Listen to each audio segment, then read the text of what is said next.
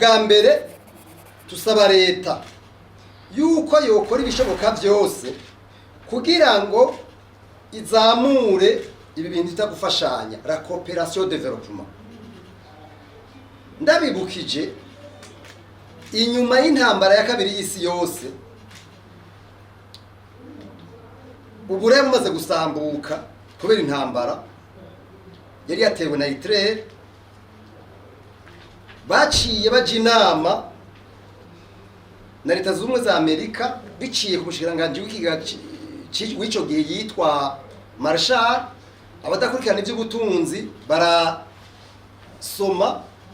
ivyanditswe n'ivyakozwe ku kintu bita Plan Marshall inyuma y'intambara ya kabiri y'isi yose. Europe yabaye reconstruit, yubatswe kubera iyo Plan Marshall. Urumva c'est la coopération yatumye ivyo bishoboka. Natwe rero mugabo coopération irafise ibintu bihambaye cyane, irafise cyo kwita les préalables. Préalable ya mbere c'est la gouvernance et la transparence dans la gestion des affaires publiques. Ni gukorera ku mugaragaro no gutunganya mu buryo bwiza ibintu by'igihugu. Izo coopération ntizishoboka. Murabona haraba demokrasi gore intwari rusange. Mugabo naho yo bibagora cyangwa bayemera uko bashaka. Musanga ibintu bijanye n'intwari bereye bose babihurirako. Aziya, Afrika, Europe n'ahandi. Hose usanga babihurira ibintu by'intwari bereye. Rero natwe nyamba dushaka gushika kure mu vy'ukuri. Murabona neza yuko ikimvuze kijanye na coopération leta igomba kubishiramwe inguvu ikagira iyo coopération développement. Ikigira kabiri nuko leta ikora ibishoboka byose hagakomeza ikintu bita secteur privé. Nukuvuga bajya abantu bikorera utwabo. Mu Burundi no munsi biragoye kuvuga ko hariho secteur privé. Kuko usanga hari abantu bitwa ni secteur privé mugabo mu vy'ukuri atari secteur privé. Iyo nukuvuga ni secteur privé yorohereza abantu baza gushinga imitahe. Icya gatatu kindi nuko leta ifata ingingo mu buryo formel ikabuza abantu bari muri leta ko bajya mu rudandazwa kugira ngo dushobore gukomeza le secteur privé. Muri leta n'ubundi abisubiyemo igihe cyose bazoba barabadandaza arabakomersa, ndababwije ukuri kwiyumvira yuko ibi bintu bya secteur privé bizotera imbere bizogora. Ikindi ca kane nuko leta ifata ingingo kuba ibintu bigoye cyane amafaranga gumaduga bakure kwa amatagisi. Nibakure kwa amatagisi ibindi nacyo babisubventione nuko babigize. Murazi leta yarakoze ikintu ciza cyane. Nagira mbonere mbere kano kajya kukwishimira kuko yarakoze ikintu cyo gusubventiona ibintu byinshi bija mu burimyi. Uko yabigize rero mu gusubventiona ibintu bija mu burimyi, murabizi ibintu by'ifumbire leta itanga yarenge igice kwijana. Nukuvuga umufuko w'ifumbire nkayimbura ugugu 75,000 hafi usanga leta itanga hafi 43,000. Murumva ko cyakiri ikintu gikomeye cyane. Hamwe rero yo cifata ko ibintu bindi bikenewe byangombwa dufate nk'ibitoro igasubvention igihema amatagisi bica byoroha. Ikindi tubona nuko leta yo kora cyane yaragize nivyo subvention ibintu byose biri mu burimyi ni ikintu ciza.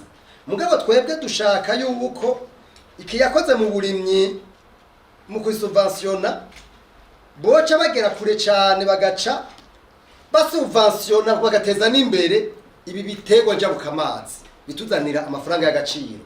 Kujya bahaye agaciro ibindi bintu byo mu burimyi bisanzwe ni bace bahashira ko ingufu cyane ibintu bituzanira amadovize. Murabona nk'ikawa isa n'iyibagiwe. Ubutare murabona ibibazo birimo. n'ibindi byose bisa n'ibituzanira amafaranga y'agaciro.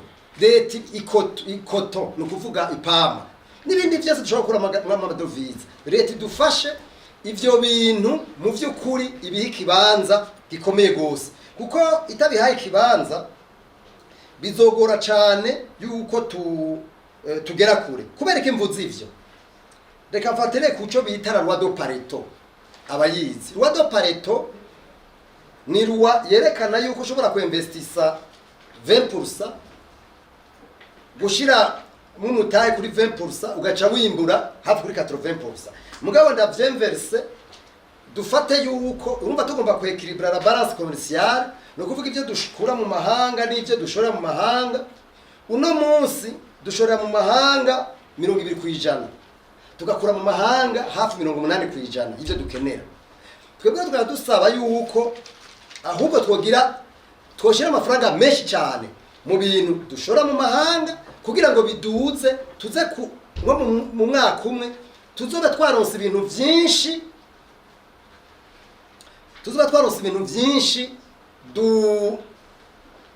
dushorera mu mahanga. Kandi birashoboka, ni question de politique. Mwavyumvise, ni question de politique. Mugabe igihe ivyo bintu tubihaye ikibanza, biragora cyane ko dushobora kugera kure. Aho rero bizoca biza gufasha gukuraho ya fe inflationniste, bizoca biza gukuraho ico kintu. Ikindi tubona leta ikwiye gukora nuko leta yoshira ahabona un groupe d'experts, umugwi w'abahinga badufasha muri reflexion n'abazobakura hanze, kugira ngo batwereke ingene hashobora kuba reforme macroéconomique idutuma dushobora gufeza décorer notre économie. Urabona ngo turafise vision 2040-2060. Iyi vision 2040-2060 tukaramuka tudashizeho uburyo n'ubuhinga butuma, ni kuvuga abahinga b'amakungu n'abarundi, dufatire nk'aba bo muri diaspora b'abarundi, harimo abantu bafise ubumenyi butandukanye, kugira ngo dushobore gukoresha ubuhinga. Leta ikwiye gushiraho un groupe d'experts yofasha, yotuma ibi bintu turiko turavuga bija mu ngiro. Ibihugu byose byateye imbere ivyo niko bikora. Mugabo twebwe rero nukuri jewe mbona umengo ivyo nta kibanza tubiha. Ikindi twifuza yuko cokogwa nuko leta mu mabudget itora, twaba tubivuga ntituzohengesha kubivuga, dufise budget nk'ubu turimirije kugira icyo twita revision budgetaire. Iyi revision budgetaire rero twifuza yuko yoja kuri standard yuko les investissements, ni kuvuga bijya bintu bija mu bintu biduza umwimbu, biba nka 70%, 30% bikaba ibintu by'amaconsommation. Ariko uno munsi budget hari no munsi kubatabizi ndabibabwire mu bimenyi, c'est le contraire. 30% ni investissement, nayone idashika ko niya mafaranga abazungu batanga afise amakondition, hanyuma ibindi byose ni consommation. Muraraba la structure ya roi budgetaire ngene imeze. Ivyo ndababwira niko bimeze. Uno munsi dufise budget ya 5070 miliyari. Iyo 5070 miliyari ibice hafi 2500 miliyari na marosete interne. Ayasigaye ni ukuvuga 1700 miliyari ni nama projet ava mu makungu, hanyuma hafi 500 miliyari ni deficit nayo irafise ngene ba finance. Ayo niyo yitwa mu iterambere muri development, ni ibintu bisanzwe biharuro bisanzwe. Mugabo giye kuraba usanga ivyo bintu bidashobora gutuma notre économie ishobora kuba décorée. Donc kuduga la croissance économique nishoboka igihe ibintu bimeze gutyo. Donc il faut inverser la tendance. Ikindi naco dusaba nuko leta cyane cyane igira la politique de l'industrialisation. Il faut industrialiser le pays. Nta gihugu gishobora gutera imbere ata industrie, ata amahinguriro. Muga amahinguriro ntabwo irashoboke nuko haboneka umuyaga nkuba, haboneka abahinga n'ibindi. Ivyo nivyo twita les préalables de développement. Ikindi naco tuvuga nuko leta ikora ibishoboka byose ikaredwiza ico bita la dette publique. Kubatabizi mwari muzi ko no munsi la dette publique irenga 6000 milliards. La dette publique uno munsi kugabanuka igumiduga, leta igumifata amadeni arenze. Ayo madeni nayifata ntiyafata yajana mu iterambere muri development, iyafata yajana muri bya consommation twariko turavuga. Ivyo bintu rero ni bintu by'ukuri bigoye gose. Iyumvire la dette publique dufise uno munsi isumba budget annuelle y'igihugu, kandi nigabanuka igumiduga. Nivyo leta yaratanguye kuriha nko muri budget, narabonye ko bashizemo 1000 miliyari.